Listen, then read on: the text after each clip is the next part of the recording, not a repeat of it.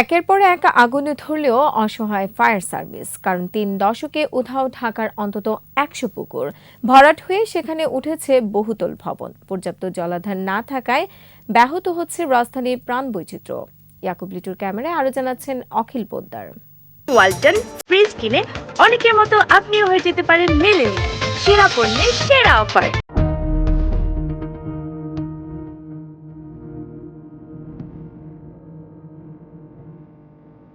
খুব বেশি দিন আগের কথা নয়, রাজধানী ঢাকায় ছিল ৩৫০র মতো পুকুর। তাতে শিশুরা যেমন সাঁতার শিখত, তেমনি সাধারণ মানুষও স্নান সারতেন। পুকুরের পানি খেত পশু পাখি। চারপাশে গাছগাছালি থাকায় পরিবেশ ছিল সহনীয়। দুর্বৃত্তদের দখল আর ভরাটের কারণে লুপ্তপ্রায় রাজধানীর জলাধার।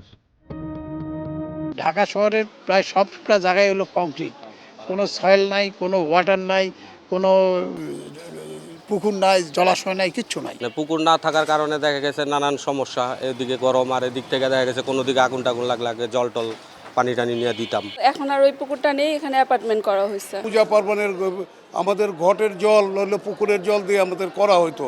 এখন এই পুকুর না থাকার কারণে আমাদের বিঘ্ন ঘটে। ঢাকা শহরে প্রচণ্ড বৃষ্টি যখন হয় তখন রাস্তাঘাট জলাবদ্ধ হয়ে যায়। যদি পুকুর বা এরকম খাল থাকতো আশেপাশে, তখন আমাদের এই সমস্যাগুলো কিছুটা হলেও নিরসন হতো। সাঁতার শেখার সুযোগ না থাকায় প্রতি বছর মারা যায় ১১,০০০ শিশু, যাদের বয়স ৫ বছরের মধ্যে, এবং অনেকেরই বসবাস ঢাকা শহরে। বাচ্চারা সাঁতারই জানে না। পুকুর না থাকার কারণে পানিতে ডুবে বছরে প্রায় ৪০,০০০ শিশু মারা যাচ্ছে। আমার বাচ্চাকে আমরা কোথায় সাঁতার শিখাবো? এখন তার এইসব নাই। আমার ছেলে মেয়ে সাঁতার জানে না, কিন্তু ভয়ের তো ব্যাপার। আমরা তো এগুলো সবগুলো নদী দেখছি, এটা সব নৌকো চলতো, এনে টুং পাতা ঘর ছিল। তারপরে যখন বালু ভরাট হয়েছে, তারপরে এই পুকুরটার কোনো হদিস নাই। সব পুকুর ভরে, যেখানে ফসল আবাদি ক্ষেত ছিল সেটাকে ভরে হাউজিং, নানান ইন্ডাস্ট্রি সব কিছু করে এমনভাবে দখল করে ফেলছি, যার ফলাফল এখন আমরা সবাই টের পাচ্ছি। অগ্নিকাণ্ড অত্যধিক ঘটতেছে। তো পুষ্কুনি সামনে থাকলে তৎক্ষণাৎ ফায়ার সার্ভিস এসে সাথে সাথে ওইখানে বসায় কিন্তু আপনি পানি নিষ্কাশনের ব্যবস্থা করতে পারেন। বড় বড় ৫ বিঘা ৬ বিঘা করে একটা পুকুর, এগুলি এখন আর নাই। সব বইরা মাঠ, বেচাকেনি বিল্ডিং। যা কিনা আমরা গোসল করতে পারতাম, আমরা খেলতে পারতাম, আমরা সব কিছু করতে পারতাম, কিন্তু আস্তে আস্তে এগুলো সব বিলুপ্ত হয়ে গেছে। পুকুর নিঃশেষ হওয়ার প্রভাব পড়েছে সাধারণ মানুষের নিত্যকার জীবন প্রণালীতে। জলাভূমি কতটা প্রয়োজন এই আছে বলেই কিন্তু বিশ্ব জলাভূমি দিবস পালিত হয়, যে আমরা কোনোভাবেই এটা নষ্ট করে ফেললে আমাদের বৃষ্টিপাত কমে যাবে, আমাদের মৎস্য সহ অন্যান্য যে জীববৈচিত্র্য পানিকে অবলম্বন করে বেঁচে থাকে তারা থাকবে না, এবং আমাদের যে নানা কাজে প্রয়োজনীয় পানি সেটাও আমরা পাবো না।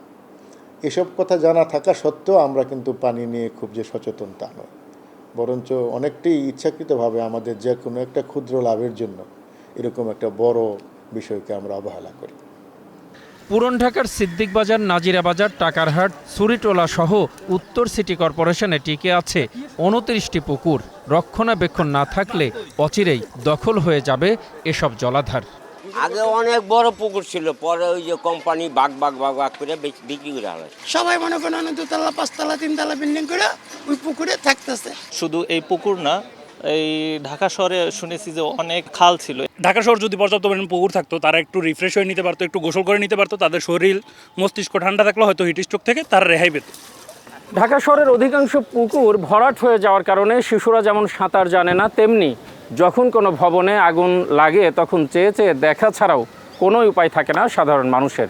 প্রিয় দর্শক, আপনার চারপাশে নানা সমস্যা আর ভোগান্তির চিত্র তুলে ধরবে ২১শে টেলিভিশন।